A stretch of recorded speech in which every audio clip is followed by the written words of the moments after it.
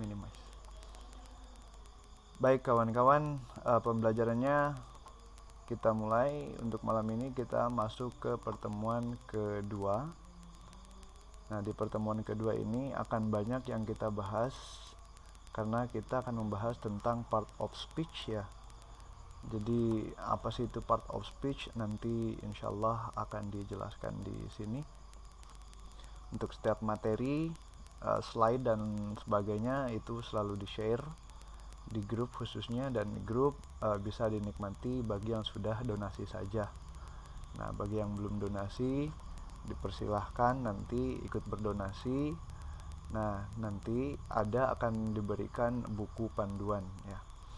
Baik, bismillahirrahmanirrahim. Di pertemuan yang kedua ini kita akan mempelajari materi tentang part of speech. Jadi lesson plan-nya part of speech ini akan kita pelajari sampai dengan pertemuan-pertemuan berikutnya. Di malam sebelumnya sudah saya sampaikan bahwa part of speech ini tidak bisa dipelajari dalam satu waktu atau dalam satu malam misalnya, atau dalam satu hari, kecuali kita bisa fokus untuk setiap saat mempelajarinya. Baik, di selanjutnya ada part of speech itu apa sih? Nah, part of speech itu adalah a category to which a word is assigned in accordance with its syntactic functions. Nah, jadi apa itu artinya? Kategori kata yang ditugaskan sesuai dengan fungsi sintaksnya. Nah, artinya di part of speech ini kita akan mempelajari beberapa suku kata. Sebetulnya kalau dalam bahasa Inggris lebih mudahnya sih kita sebut dengan kelas kata atau kata yang memiliki kelas. Nah, karena pada dasarnya part of speech ini dibagi menjadi beberapa bagian. Nah, ini bagiannya.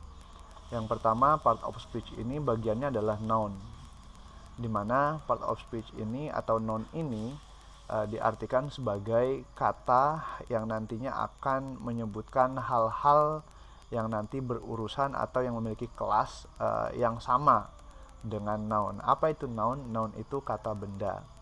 Kemudian yang kedua, part of speech itu ada verb. Nah, verb ini adalah kata kerja. Kemudian pronoun, ada pronoun itu kata ganti, kemudian ada adjektif, kata sifat, dan adverb, kata keterangan, conjunction, kata hubung, preposition itu kata depan, dan yang terakhir ada interjection, kata seru. Nah, dari kedelapan poin ini mungkin, bahkan bukan mungkin ya, setiap hari kita gunakan sebetulnya, karena dalam bahasa Indonesia pun ini dipelajari gitu. Noun itu ada apa aja? Kata benda. Semua kata yang disebutkan itu adalah kata benda. Misalnya lemari gitu kan, atau apapun yang bisa kita lihat itu bisa kita katakan dengan kata benda. Kemudian ada verb, yaitu kata kerja. Apa sih itu kata kerja? Yaitu kata yang memiliki arti, di dalamnya memiliki proses. Contoh tertawa. Nah, itu kan ada prosesnya tertawa. Tapi ada juga kata kerja yang tidak memiliki pekerjaan gitu kan, yang tidak berbentuk kerjaannya. Contohnya yang mana? Nanti kita pelajari di bagian verb. Nah, malam ini kita fokus di bagian noun saja. Nah, noun itu apa? Kalau dalam bahasa Indonesia, noun itu artinya apa gitu ya. Kalau di bahasa Sunda, noun gitu. Kalau ini noun. Oke, kita mulai di sesi pembelajarannya. Yang pertama, kita akan mengulas tentang noun. What is noun? Apa itu noun? Noun itu adalah sebuah kata yang merepresentasikan orang, ya, seperti nama orang Ana atau seorang dokter, ya, seperti itu. A place, sebuah tempat seperti Paris atau kota, ya, atau benda. Nah, seperti kualitas atau sebuah aktivitas, ya, seperti plant, menanam, atau bermain tenis, seperti itu. Jadi noun ini juga bisa menunjukkan 4 hal. Yang pertama, noun itu bisa ditunjukkan kepada orang, kemudian kepada tempat, kemudian kepada benda itu sendiri, dan kepada aktivitas.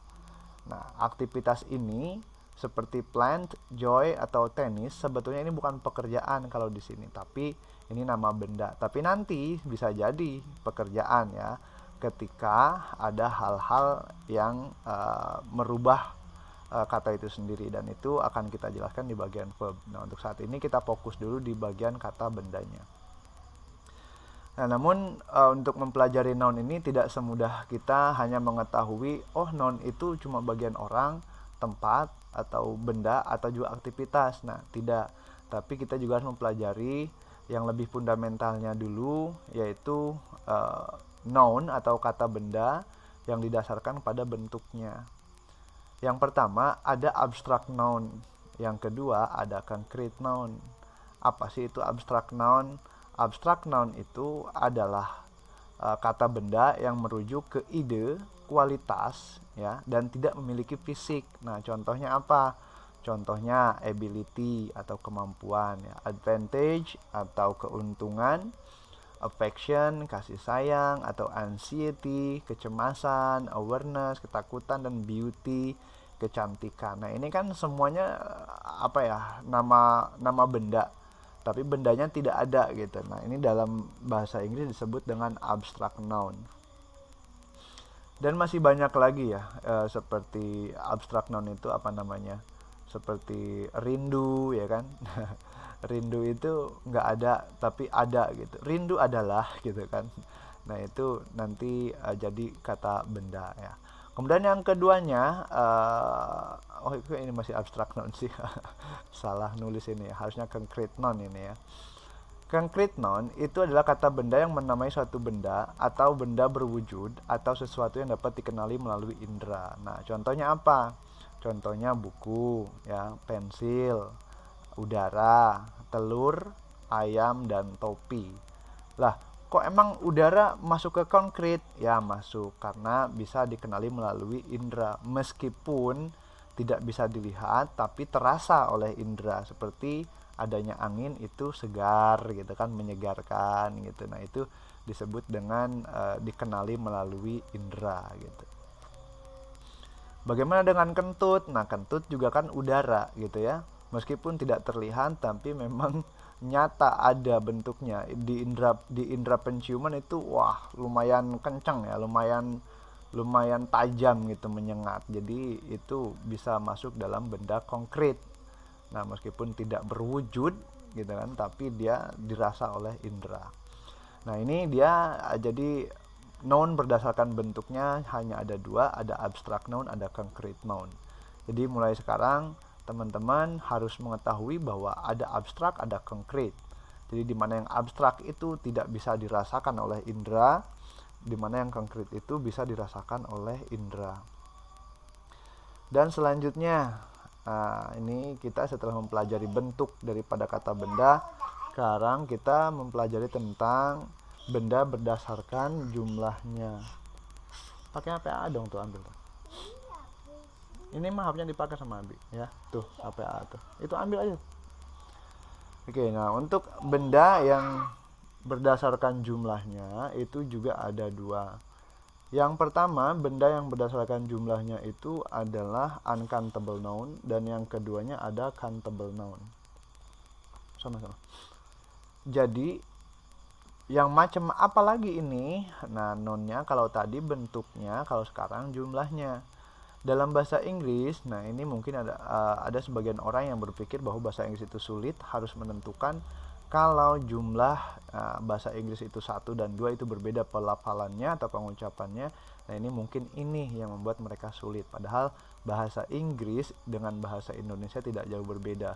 Yang dipelajari di sekolah itu SPOK, subjek, predikat, objek, dan keterangan. Begitu juga dengan bahasa Inggris. Tapi anehnya 3 tahun di SMP, 3 tahun di SMA gitu kan, sebagian orang masih ada yang mengeluhkan bahwa bahasa Inggris itu sulit. Bahkan ketika kuliah pun mereka belum mampu.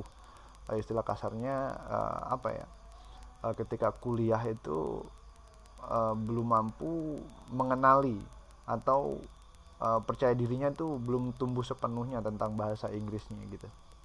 Ya. Namun tidak menutup kemungkinan ya, karena kita juga bukan orang natif ya, jadi bahasa Inggris itu sulit mungkin di pelafalan. Oke, untuk malam ini kita tidak perlu istilah kasarnya takut tentang hal bagaimana melafalkannya, karena kita tidak sedang mempelajari speaking atau bahkan kita tidak mempelajari yang namanya pronunciation, tapi kita sedang mempelajari grammar. Nah, di grammar kita nggak perlu cus ya. Yang penting kita tahu formatnya aja dulu. Jadi bagaimana ini bekerja dan bagaimana ini ditempatkan, di sebelah mana ini harusnya ditempatkan begitu. Baik, noun based on its quantity, itu yang pertama ada countable nouns ya. Countable noun itu apa sih? Countable noun itu adalah benda-benda yang dapat dihitung menggunakan nomor ya. Nah, determinernya ada a atau an. Kemudian kalau mau menanyakan tentang benda yang countable noun ini, ya, artinya yang benda yang bisa dihitung ini menggunakan how many ya. Nah, dan bagaimana cara penggunaannya? Nah, contohnya ini benda yang bisa dihitung. Ini kita sebut dengan singular dan plural countable nouns, karena dalam bahasa Inggris itu countable noun itu dibagi menjadi dua ya. Ada yang singular, ada yang plural. Nanti yang pluralnya pun kita bagi menjadi dua lagi, yaitu regular dan irregular. Nah, khusus untuk countable nouns ya, ini ada determiner a atau an. Kemudian ketika bertanya tentang countable noun harusnya menggunakan how many. Kemudian benda apa saja yang termasuk dalam countable noun?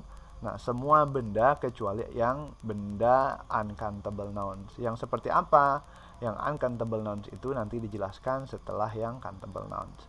Oke. Untuk yang countable noun, ketika dia berbentuk singular ya, determinernya ada an, ada a. Nah, nanti kita pelajari juga yang mana menggunakan an, yang mana yang menggunakan a ya. Jadi kalau di singularnya an apple ya, kalau di pluralnya two apple, tinggal ditambahkan s ya. Karena yang ini disebut dengan regular atau perubahan kata benda beraturan yang diakhiri dengan huruf S atau IS saja. Nanti huruf yang mana atau yang seperti apa yang akan diakhiri S atau IS nanti ada ya. Kemudian benda yang kemudian bisa dihitung, an umbrella ya. Kemudian jadi dua umbrella atau two umbrella. Satu apel, dua apel, satu payung, dua payung. Kemudian a toy ya, bukan a toys. A toy, kemudian jadi three toys gitu. Satu mainan, jadi tiga mainan. Padahal maknanya sama ya, tapi memiliki perubahan ketika dia bentuknya plural. Plural itu apa Pak? Plural itu bentuknya jamak lebih dari satu. Singular ini bentuknya tunggal atau single, jumlahnya hanya satu. Kemudian bentuk tunggalnya one tree atau satu pohon. Ketika pluralnya dia four trees gitu ya. Kemudian singularnya one book, ketika dia plural menjadi five books. Nah, ada akhiran s-nya. Kenapa saya kurung di sini? Nah, ini untuk lebih menekankan saja bahwa plural itu biasanya kalau yang regular, memang bukan biasanya ya, tapi aturannya kalau yang regular itu berakhiran huruf s seperti ini. Nah, kemudian ada yang singular countable nouns yang bentuknya irregular. Tapi sebelum ke irregular, kita pecahkan dulu. Dalam menggunakan determiner a atau an ya, setiap kata benda yang awalnya berbunyi konsonan, maka determinernya menggunakan an. Nah, kata benda yang awalnya berbunyi konsonan. Oh, ini salah ya. Yang bukan sebetulnya. Yang bukan awalnya berbunyi konsonan, maka determinernya menggunakan an. Ya. Nah, ini contoh. Huruf C ini kan dibacanya ke ya. Jadi dia itu tidak menggunakan an. Aduh, ini kok kurang ya. Nah, jadi harusnya kalau dia konsonan itu, maka determinernya adalah a, yaitu a car. Jadi C dibaca K, maka ini disebut dengan konsonan. Kemudian ada umbrella. Nah, ini kalau umbrella ya dibaca an umbrella. Karena kenapa dibaca an umbrella? Sebentar, saya mau ini dulu.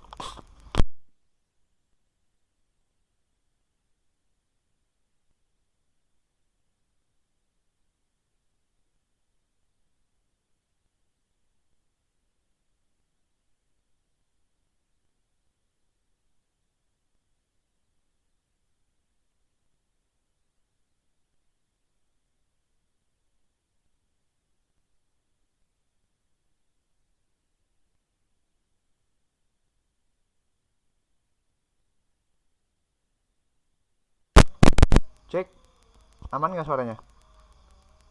Wah, jangan-jangan dari tadi nggak ada suaranya ini. Aman. Tadi ada suaranya nggak tadi? Ada Pak, ada. Oh, ada, baik. Tadi kegeser berarti. Oke, yang selanjutnya. Aman. Oke, terima kasih. Yang selanjutnya ada umbrella, ada house. Nah, di sini. Jadi pokoknya yang dibacanya selain vokal atau konsonan, maka determinernya harus A ya. Nah, contoh an apple. An apple ini kan dibaca hurufnya depannya A, maka dia itu determinernya harus an. Kemudian kalau untuk A saja, berarti determiner A ini dikhususkan untuk huruf yang suaranya konsonan. Nah, bagaimana kalau misalnya ada kata haur gitu ya. Haur. Haur itu kan tulisannya H-O-U-R ya. Nah, tapi ketika dia menggunakan determiner, dia harus menggunakan an, bukan lagi a. Kenapa? Karena haur itu dibaca bukan haur tapi our. Jadi tidak ada bunyi konsonan di sana ya, melainkan adanya vokal. Oke, nanti ini tolong diingatkan sebelum dibagikan nanti untuk determiner yang ini ya, page 14 ada yang salah. Kemudian, nah singular dan plural countable nouns. Jadi selain yang regular juga ada irregular. Yang irregular itu apa? Yaitu perubahan yang tidak beraturan berdasarkan kamus. Nah, kenapa tidak beraturan? Karena perubahannya terlalu mencolok ya. Jadi tidak diakhiri dengan s, beda halnya dengan yang ini. Kalau ini kan dari one apple menjadi two apples ya, dari an umbrella menjadi two umbrellas ya. Nah, kalau yang di sini itu berbeda. Karena ini disebut dengan irregular, perubahan tidak beraturan. Nah, ini juga listnya pun atau kata bendanya pun ditentukan ya oleh kamus, biasanya ada di kamus. Contoh ada a man. Kemudian ketika pluralnya dia menjadi three men. Jadi huruf yang berubahnya itu ada a. Jadi berubahnya di sini e. Ada a woman, kemudian kalau banyak four women gitu ya. Ada knife, ketika banyak dia jadi knives. Ada one child, ketika banyak dia jadi three children. Nah, ini perubahannya sangat-sangat berbeda. Ada child menjadi children. Kemudian ada FA menjadi first gitu ya. Dan kemudian ada misalnya his wife, kalau satu, kalau tiga atau banyak berarti his wives gitu ya. Nah, ini perubahannya tidak beraturan. Berbeda dengan yang tadi. Kalau yang ini perubahannya cuma tambahkan S atau IS saja. Kalau yang ini perubahannya itu tidak beraturan. Nah, kemudian huruf yang apa saja atau kata yang apa saja yang berakhir dengan huruf S atau huruf IS. Nah, jadi yang di akhirnya bisa mendapatkan huruf ES itu khusus ya.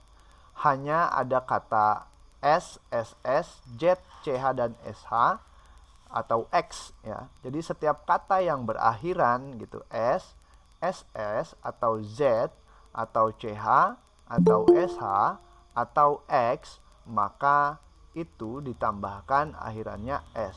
Contohnya yang mana? Contohnya bus. Jadi kalau kita mau bikin bus ini plural, maka kita sebut buses. Kemudian kalau miss, misses. Kalau quiz, quizzes gitu ya. Nah, ini ada ES belakangnya.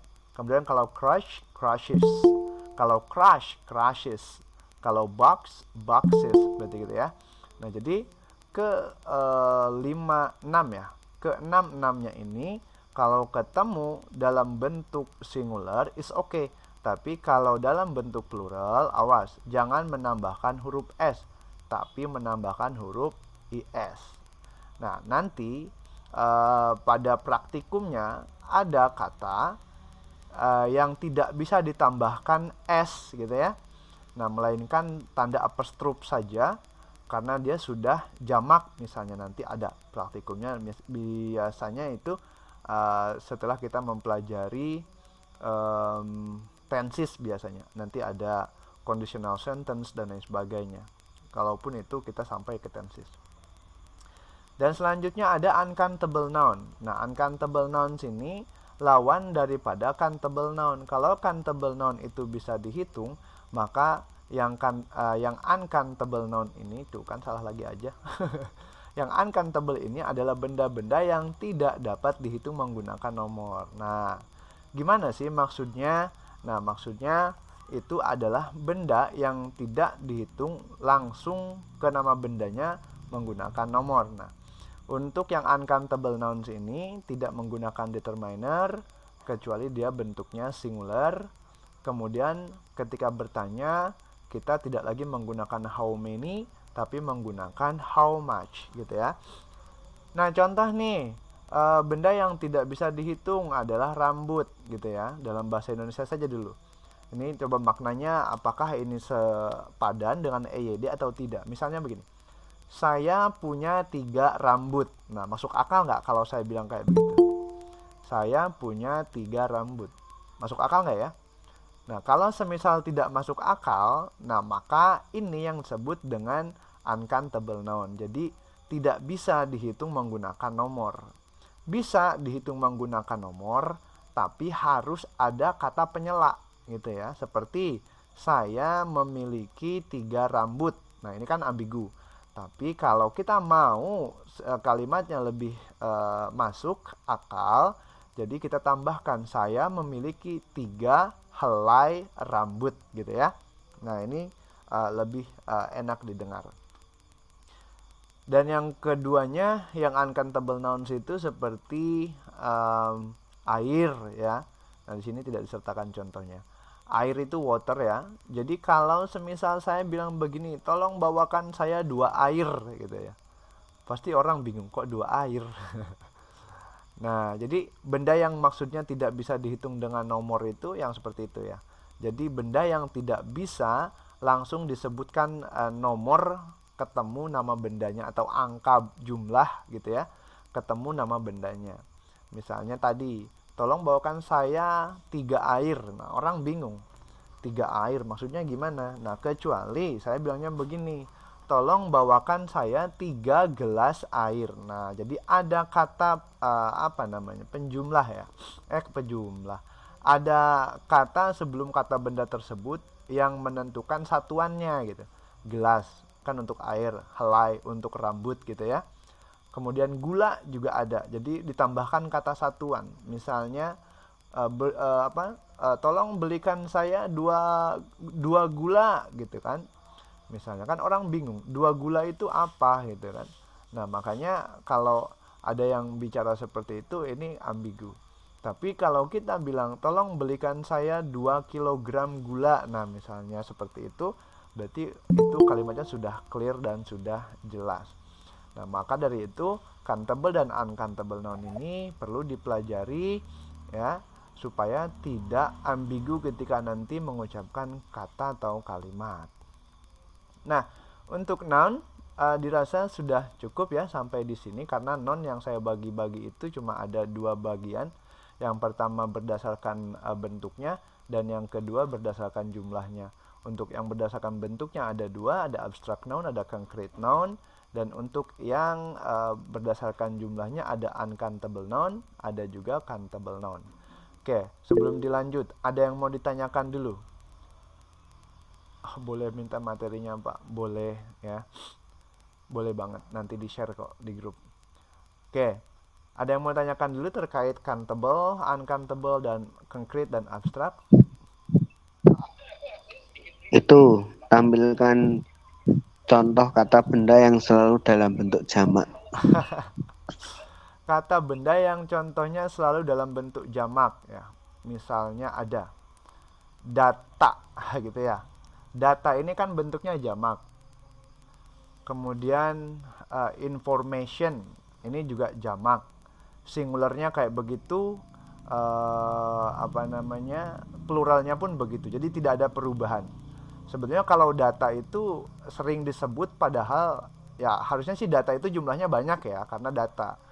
Nah, kalau singularnya dia bentuknya datum, tapi kalau jamaknya dia data. Namun ketika kita bicara data, sudah pasti itu apa ya, bayangan di kita data itu apa sih, hanya satu atau dua gitu. Pasti banyak ya. Nah, data itu di dalamnya ada properties, ada value gitu ya, terlebih kalau kita seorang programmer gitu ya. Ini kita harus tahu data sama datum perbedaannya. Kalau datum itu singular, kalau data itu plural. Tapi kebanyakan orang tidak paham apa itu datum gitu ya. Padahal datum itu bentuk singularnya dari data gitu. Dan data itu sebetulnya bentuk plural daripada datum gitu. Namun tidak banyak orang yang mengetahui kecuali orang yang memang benar-benar teliti dalam menggunakan atau mempelajari sesuatu seperti pemrograman atau bahasa Inggris. Oke, ada lagi yang lain sebelum dilanjut?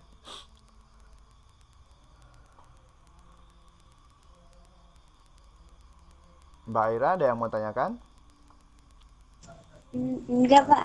Cukup ya? Ya, Baik, sudah kalau jelas. cukup saya lanjut ke yang namanya verb. Nah, ini dia ya. Nah, untuk verb sebetulnya malam ini saya tidak panjang lebar ya. Untuk verb ini hanya mengenalkan saja. Nanti pengenalannya itu ada di buku panduan yang sudah saya bagikan. Oke, untuk mempelajari verb, nah yang pertama, kenapa kita harus mempelajari verb gitu ya? Karena di sini kita sudah tentang pembelajaran part of speech. Jadi verb ini bagian daripada part of speech. Urutannya yang kedua. Kenapa yang kedua? Karena dalam sebuah kalimat itu unsur pembentuk yang pertama itu hanya ada tiga kemungkinan. Oke, untuk mempersempit ya, kita bikin dua kemungkinan aja dulu. Jadi untuk pembuatan kalimat SPOK itu, kalau dalam bahasa Inggris SPO adverb gitu ya, itu hanya ada dua. Untuk mempersempit dulu ya, biar sempit dulu, biar istilah kasarnya nanti ketika dibuka baru lebih lebar lagi. Yang pertama noun, yang kedua pronoun. Itu unsur pembentuk subjek gitu ya. Jadi subjek itu diambilnya dari noun dan pronoun. Nah, kemudian noun dan pronoun itu sebetulnya bisa juga dia dialihkan fungsinya menjadi objek gitu. Nah, sementara subjek dengan objek itu tidak bisa berdiri sendiri dalam satu kalimat tanpa menggunakan verb. Nah, jadi verb ini juga nanti macam-macam. Verb yang mana dulu ya? Kalau nounnya kayak begini, subjeknya kayak begini, objeknya seperti ini, verbnya yang seperti apa? Nah, nanti kita bahas, nanti kita jelaskan. Untuk yang pertama kita pahami dulu apa sih itu verb gitu ya. Verb itu adalah kata yang digunakan untuk menggambarkan suatu tindakan, keadaan atau kejadian dan membentuk bagian utama dari predikat kalimat seperti mendengar, menjadi, dan terjadi. Nah, ini contoh daripada verb. Contoh yang lainnya banyak banget ya, mengajar, kemudian menulis, kemudian berlari, berjalan ya, itu juga verb. Dan yang lebih parah lagi mencintai gitu ya, itu juga verb. Merindukan itu juga verb ya. Kemudian mengilustrasikan itu juga verb. Kemudian menghujani, menceritai gitu ya, itu juga verb. Nah, jadi verb ini bentuknya banyak. Tapi dalam bahasa Inggris itu untuk urusan verb banyak yang kebingungan karena mereka belajarnya langsung ke verb 1, verb 2, verb 3, tidak mempelajari dasarnya. Verb yang pertama itu verb apa, verb yang kedua itu verb apa, dan yang verb yang ketiga itu verb apa, mereka tak paham itu. Nah, sehingga membuat mereka kebingungan. Padahal verb ini kalau diajarkan dasar-dasarnya, saya yakin teman-teman yang belajar bahasa Inggrisnya merasa sulit di sekolah atau di kampus, ini akan terobati sebetulnya. Namun sayang sekali, ya. Yang disayangkan apanya? Yang disayangkan itu bukan siswanya, bukan mahasiswanya, bukan muridnya, tapi sumber daya pengajarnya. Kadang-kadang di Indonesia ini ada orang yang mau mengajar tanpa pamrih tapi tidak digubris, ya, dikiranya tidak bermutu gitu ya. Ada orang yang cuma-cuma nyari sensasi atau bahkan nyari keuntungan, inilah yang mereka kejar, yang padahal di dalamnya pun belum tentu sesuai. Contoh yang terjadi sudah banyak ya, binomo gitu ya. Ini kan sebetulnya apa ya, kasus-kasus apa sih kayak gitu tuh. Jadi mentang-mentang dia tuh terkenal gitu ya, jadi mau ngajakin ini itu tuh pada mau gitu ya. Nah, oke. Jadi mulai sekarang don't judge book by its cover ya. Jadi kalau ada orang yang mau berniat baik, ayo temani orang itu supaya kamu juga tertular baiknya gitu, kebaikannya ya. Jangan sampai memandang tuh kayak gitu doang. Ya, begini doang. Jangan mau sih itu mah begini gitu ya. Nah, begitu juga dengan pembelajaran bahasa Inggris. Jadi kalau teman-teman ngerasa teman-teman itu sulit mempelajari bahasa Inggris, coba tengok. Oh, macet-macet ya suaranya ya? Oh, macet-macet kah? Enggak ini Pak, Enggak, enggak Pak. macet-macet. Enggak macam-macam, Pak. Mungkin itu temennya kurang itu ya, kurang bagus sinyalnya ya. Oke, jadi apa permasalahannya? Permasalahannya adalah sumber daya si pengajarnya. Biasanya mereka itu hanya mengenalkan yang sudah mereka pikir sudah dipelajari di tingkatan bawah seperti di SMP dan di SMA. Padahal kalau kita buka dan kita kaji, nah kebetulan untuk tahun ini saya juga dipercaya untuk mengajar bahasa Inggris.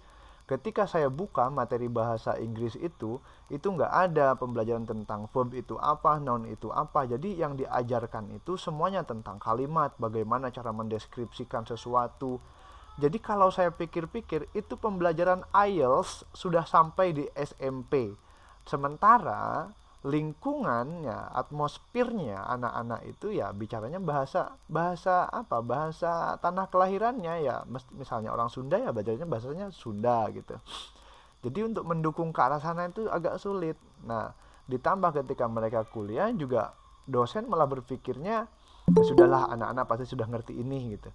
Dan dia nggak mau ngasih materi yang lebih mudah dipelajari untuk menumbuhkan semangat orang-orang belajar bahasa Inggris. Nah, dengan demikian mereka berpikir males belajar bahasa Inggris karena sulit gitu ya. Nah, mudah-mudahan melalui kelas ini teman-teman bisa sedikit terobati kesulitannya dan tercerahkan. Nah, untuk verb itu sendiri ya merupakan kata yang menggambarkan suatu tindakan atau keadaan atau kejadian dan bentuk bagian utama dari predikat kalimat. Artinya verb ini sangat vital, harus ada dalam sebuah kalimat. Jadi kalau kalimat yang tidak ada verbnya, maka itu bukan kalimat. Bisa jadi dia frase, bisa jadi dia klausa. Nah, sementara klausa pun sebetulnya butuh butuh verb ya di sebagian, kecuali klausanya nanti kalau kita belajar tuple structure ya, IELTS structure. Nah, itu wah, itu rumit ya. Jadi ada kata kerja yang jadi benda gitu ya, nanti dipelajari juga. Kemudian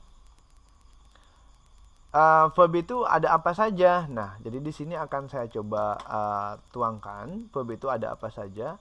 Jadi di sini tuh verb itu hanya dibagi 3 bagian. Yang pertama ada infinitive verb, yang kedua ada present participle, dan yang ketiga ada past verb gitu. Jadi verb itu hanya dibagi infinitive, present participle, dan past. Bentuknya yang seperti apa infinitive? Nah, karena di sini saya cuma buat 21 slide, jadi slide selanjutnya saya kosongkan karena nanti kita akan praktik ya. Jadi yang pertama, infinitive itu juga dibagi 3 bagian. Yang pertama namanya bare infinitive, yang kedua to bare infinitive, yang ketiga additional infinitive. Bare infinitive itu seperti apa? Nah, bare infinitive itu seperti ini. Saya buka notepad dulu.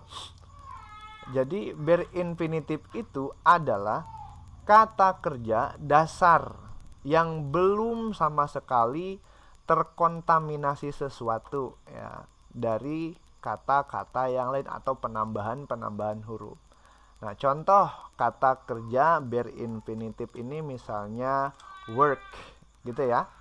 Nah, ini kita sebut dengan bare infinitive. Nah, kemudian ada yang kedua namanya to bare infinitive. To bare infinitive ini merupakan kata dasar yang ditambahkan awalan to.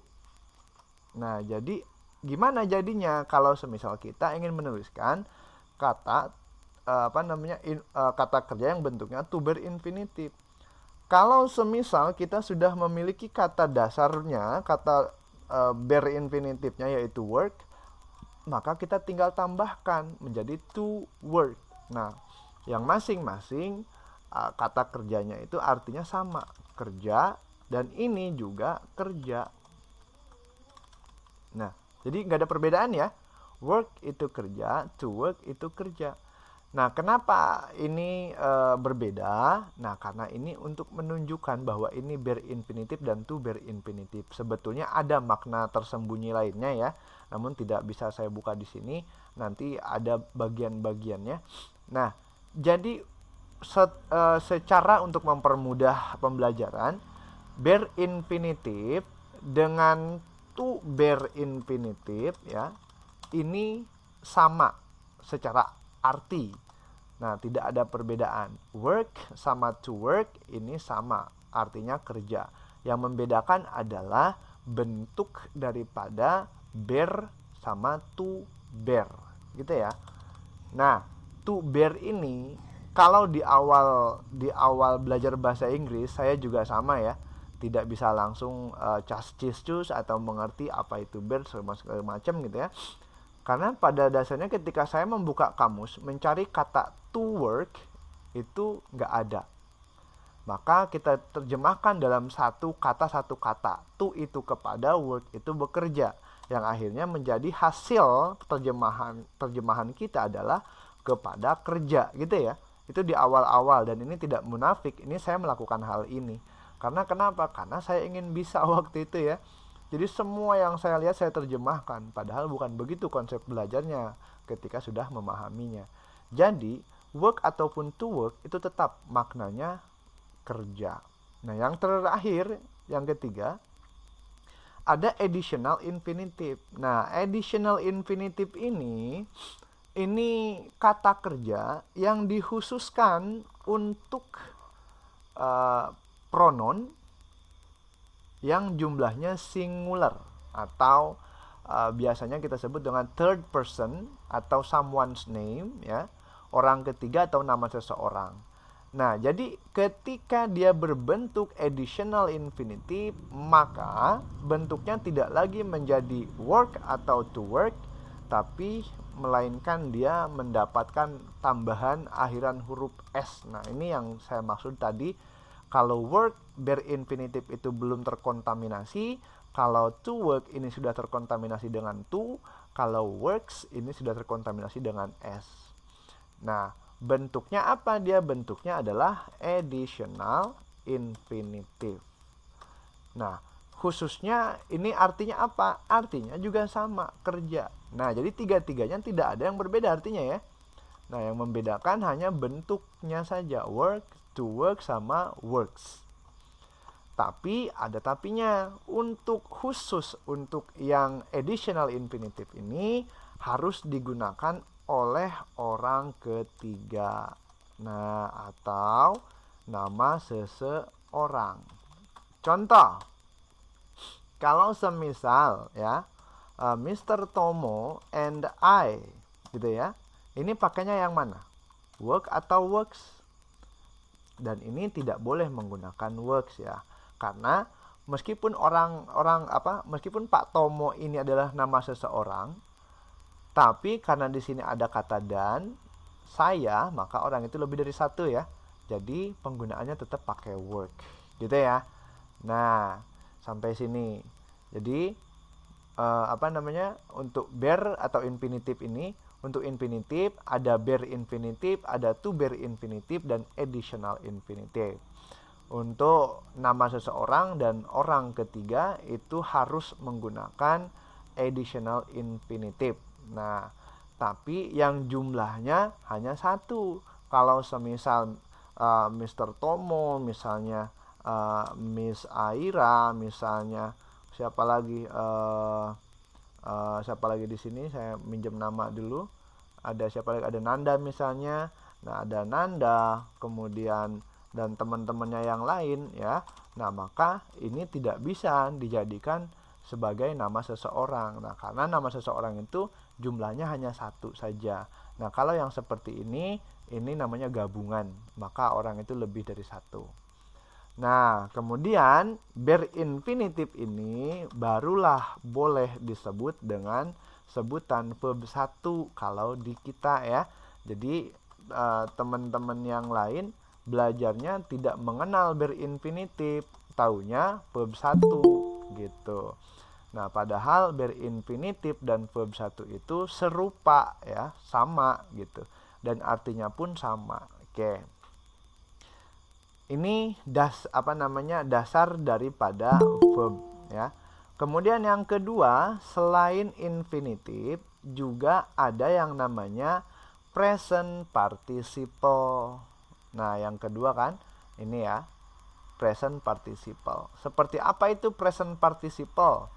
Nah, present participle itu saya garisin dulu ini biar jadi pembatas. Dan contoh satunya adalah Mr. Tomo works gitu ya. Nah, kalau yang ini berarti bare inf ya. Kalau yang ini add inf gitu, biar lebih enak ditandainnya. Oke.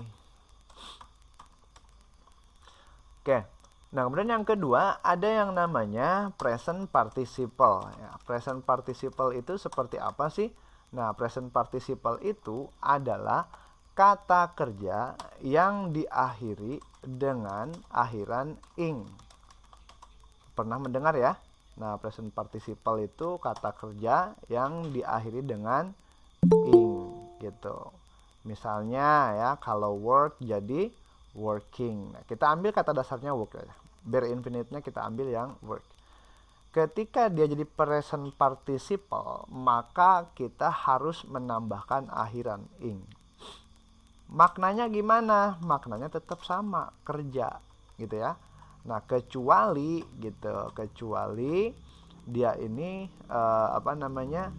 ditambahkan is, was, were gitu ya. Nah, baru kita tambahkan juga maknanya sesuai dengan bentuk daripada verb agreement-nya, seperti am, is, are, was, were-nya. Nah, ini present participle. Present participle cukup simple, hanya seperti ini saja. Jadi kadang-kadang kalau ada teman-teman, oh itu kan bukannya gerund ya. Nah, gerund itu nanti ada lagi bentuknya ya. Meskipun serupa, tapi ada penjelasan-penjelasan yang harus dipahami dulu. Oke, intinya kita belajar dasar dulu. Nah, jadi sudah dua nih ya. Ada bare infinitive atau bare ya. Yang kemudian ada present participle. Kemudian yang ketiga itu ada past verb. Oke. Nah, ini yang agak rumit ya. Past verb. Apa sih itu past verb? Nah, past verb ini adalah kata kerja yang digunakan saat menunjukkan kejadian yang sudah berlalu. Contohnya, kita sudah bekerja atau telah bekerja. Nah, kalau ini kan kerja ya. Kerja, kemudian ini juga kerja. Nah, untuk past verb, past verb ini kan dibagi menjadi dua bagian ya. Yang pertama ada regular dan yang kedua ada irregular. Untuk yang regular itu kata kerja sama dengan penjelasan tadi, bahwa setiap yang regular itu adalah perubahan yang beraturan. Nah, dalam bahasa Inggris, kalau untuk noun itu perubahannya huruf S atau IS ya. Nah, kalau dalam bahasa Inggris untuk past verb regular dan irregular itu ada D sama ED. Yang mana yang D, yang mana yang ED. Nah, yang regular ini memiliki simple past, dan yang irregular pun memiliki past participle. Oke. Bentuknya yang mana nih? Yang pakai simple past. Nah, simple past ini kalau di kita disebut dengan verb 2, gitu ya. Nah, kalau di kita disebut dengan verb 3 kalau yang ini.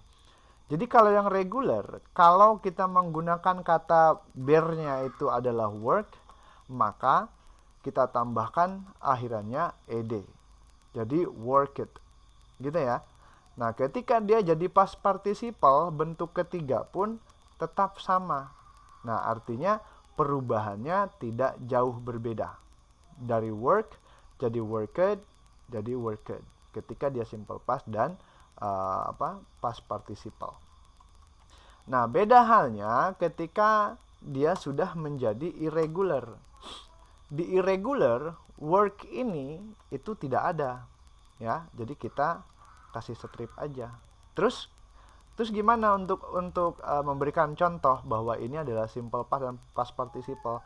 Nah, sekarang kita ambil kata kerja yang baru.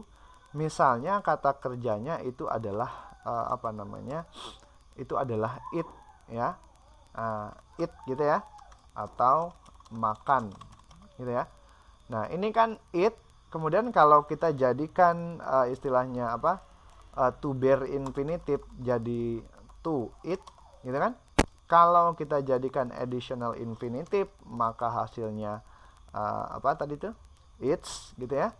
Kalau kita mau jadikan present participle maka dia jadinya eating. Nah, terus gimana kalau semisal kita mau jadikan dia itu bentuk simple past dan past participle.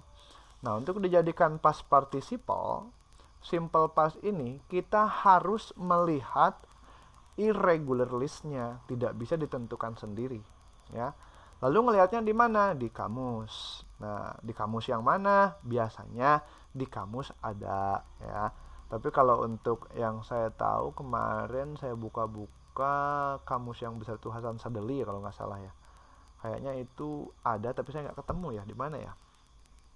Nah, ini untuk simple past-nya kalau it maka dia bentuknya at. Nah, untuk past participle-nya bentuknya eaten. Nah, jadi dari it menjadi at kemudian jadi eaten. Nah, ini kan tidak beraturan ya perubahannya. Berbeda dengan yang tadi. Kalau yang tadi work, kemudian to work, kemudian works, kemudian apalagi working, kemudian simple past-nya worked, kemudian simple past participle-nya jadi worked atau worked gitu ya. Tapi ketika jadi irregular, maka si work ini nggak ada di irregular. Harus kita nyari contoh yang baru. Contohnya adalah kata eat. Eat, to eat, eats, eating, ate, eaten. Gitu ya.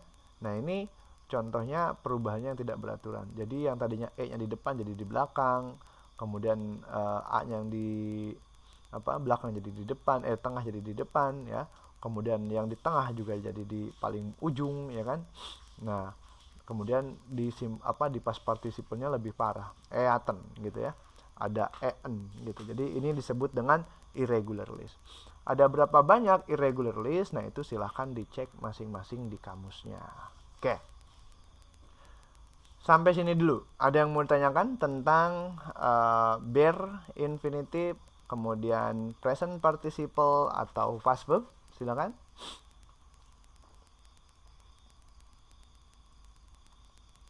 Mbak Aira, ada yang mau tanyakan, Mbak? Kalau penggunaan bear dan to bear itu gimana ya Pak ya? Maksudnya kapan kita bisa menggunakan yang bear, kapan kita bisa menggunakan yang to bear? Kapan kita bisa menggunakan bear? Kapan kita bisa menggunakan to bear? Oke. Belajar apa ini? Belajar maling, Bang. Belajar maling ilmu ya. Nah, jadi untuk work, misalnya kapan kita menggunakan work dan kapan kita menggunakan to work, atau kapan kita menggunakan berinfinitif dan kapan kita menggunakan to berinfinitif.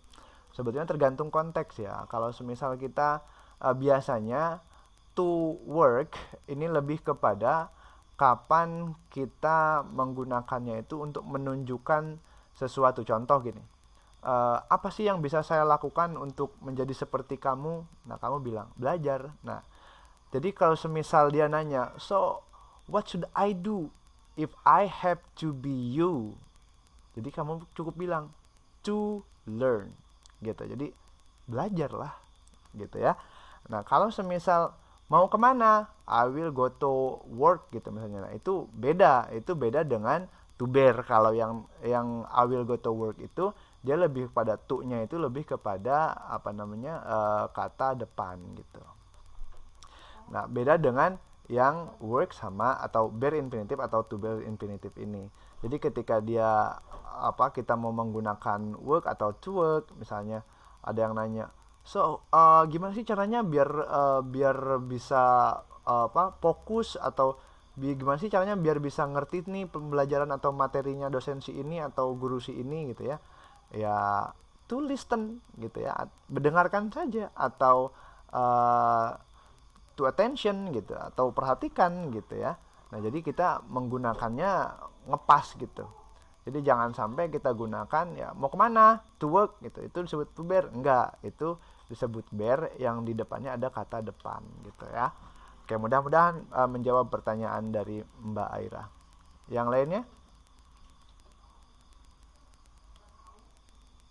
Cukup ya? Nah, kalau sudah dirasa cukup, nah ini saya ada penugasan. Jadi tugasnya cukup simpel saja ya. Saya punya 10 kata kerja yang nanti buatkan 10 kata kerja tersebut dalam bentuk tabel, yang nanti tabelnya itu dibuat sendiri, bisa dibikin di Microsoft Excel atau Google Sheet, atau dibuat di buku tulis ya. Nanti bentuknya itu seperti ini, saya contohkan. Saran saya sih kalau memang mau nempel, dibuat di buku tulis ya. Jadi biar enak, biar tangannya ikut mengingat, otaknya juga ikut mengingat. Kalau misalnya ditulis di aplikasi, paling beberapa menit atau beberapa jam bisa hilang. Oke, di sini ada verb dan di sini ada bear, yang mana di sini ada bear itu sendiri ya. Bear lagi. Sini ada infinitif. Kemudian ada to bear, ada additional infinitive, kemudian ada present participle, kemudian di sini ada past verb, ada regular, ada irregular. Oke, segini aja, jangan banyak-banyak nanti mabok. Oke, dan ini kita buat seperti ini kita wrap, ini juga kita wrap. Oke. Nah, sekarang tugasnya adalah memposisikan kata-kata sesuai dengan bentuknya, atau kata kerja sesuai dengan bentuknya. Saya nggak bakal banyak-banyak, paling cuma 10. 1, 2, 3. Mana lagi nih? 3, 10 aja. Oke, pas. 10. Misalnya yang pertama can, take, ya wait. Kemudian yang ketiga itu misalnya may, kemudian see, kemudian dig, kemudian look, kemudian split, kemudian apa lagi ya, kemudian follow, kemudian request, dan yang terakhir ada log. Ini bukan kata kerja, tapi kata kerja sih. Misalnya watch aja deh ya. Nah, jadi 10 kata ini buat bentuknya masing-masing seperti yang tadi sudah kita pelajari. Kalau dia misalnya bare infinitive, bentuknya seperti apa? Kalau dia to bare infinitive, bentuknya seperti apa? Kalau dia misalnya past participle, bentuknya seperti apa? Kalau dia bentuknya misalnya simple apa? Ya ini ada dua ya, regular sama irregular. Sorry. Oke, ini simple past dan ini past participle. Ini juga sama. Oke, tapi ini kita turunkan. Lupa. Nah, ini kita turunkan jadi regular. Yang ini ya Allah. Regular, ini jadi irregular. Oke, ini dihapus. Oke, dan ini kita hapus juga. Nah, ini jadi kayak begini. Di wrap ini kita turunkan. Oke, dan ini kita tambah. Oke, ini juga kita turunkan dulu yang ini. Oke, kalau enggak teman-teman bisa download ya, nanti saya bagikan linknya. Kalau mau dikerjakan di sini juga nggak apa-apa, kolaborasi atau mau dikerjakan masing-masing juga nggak masalah. Yang penting dikerjakan. Oke, dan ini kita kasih warna ini aja. Oke, cukup. Oh, ini satu lagi kurang. Oke, sudah ini ya, sudah ada gambaran ya mengenai bagaimana cara mengerjakannya ya.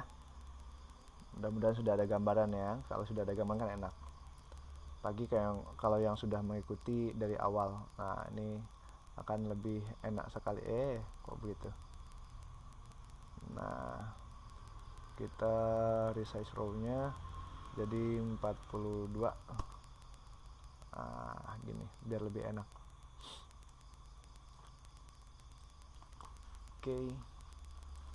Oke ya. Nah, jadi ada 10 kata yang nanti teman-teman harus mencoba untuk membuatnya masing-masing.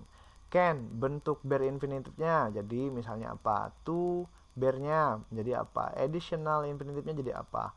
Present participle-nya jadi apa? Kemudian dari past verb-nya yang regular sama yang irregular. Kalau semisal dia itu regular, maka cukup diisi di bagian yang regular saja.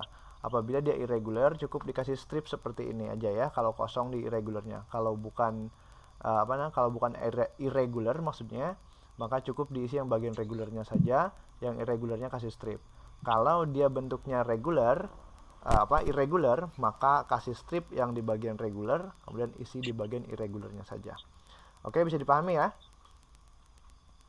Itu Mei-nya diganti Go aja. Mei-nya diganti Go. Boleh, ada request dari Pak Tomo diganti Go. Siap. Ya. Jadi ada 10 kata yang sudah ya Pak Tomo pasti ngapal dulu ini.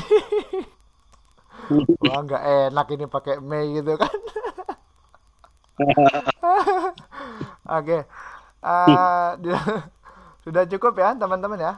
Kalau ada yang mau ditanyakan lagi silakan sebelum kita akhiri kelasnya. Sebetulnya sih jatahnya sampai 21.30 ini. Ada yang mau tanyakan silakan.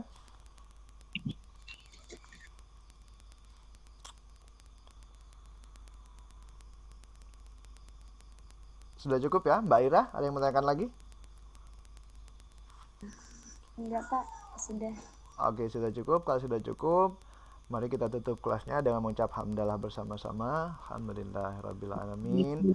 Mudah-mudahan pertemuan malam ini memberikan manfaat baik untuk saya pribadi dan juga teman-teman khususnya semuanya ya. Mudah-mudahan apa yang sudah kita lakukan malam ini bisa memberikan penerangan bagi kita baik untuk karir ataupun kehidupan keluarga kita. Siapa tahu ya dengan mempelajari bahasa Inggris bertambah pula lapangan pekerjaan, bertambah pula pundi-pundi rupiah dan bisa menolong ekonomi keluarga. Itu harapannya. Jadi apapun yang sudah kita lakukan di dunia ini, jangan khawatir, jangan takut, pasti semuanya akan ada nilainya ya. Semua yang kita lakukan itu ada value-nya. Tinggal cara kita menunggunya saja, sabar atau tidak sabar, ikhlas atau tidak ikhlas dalam menjalankan apa yang sudah diberikan gitu ya. Oke. Jadi untuk tugasnya nanti akan saya share di grup. Namun grupnya saya tekankan sekali lagi, grupnya khusus yang sudah berdonasi saja. Bagi teman-teman yang belum berdonasi, mohon maaf, saya tidak bisa memberikan secara langsung ya. Nah, tapi kalau teman-teman mau ya silahkan, nanti akan saya invite ke grup belajar kita gitu. Oke, untuk akhir kata saya ucapkan terima kasih. Assalamualaikum warahmatullahi wabarakatuh.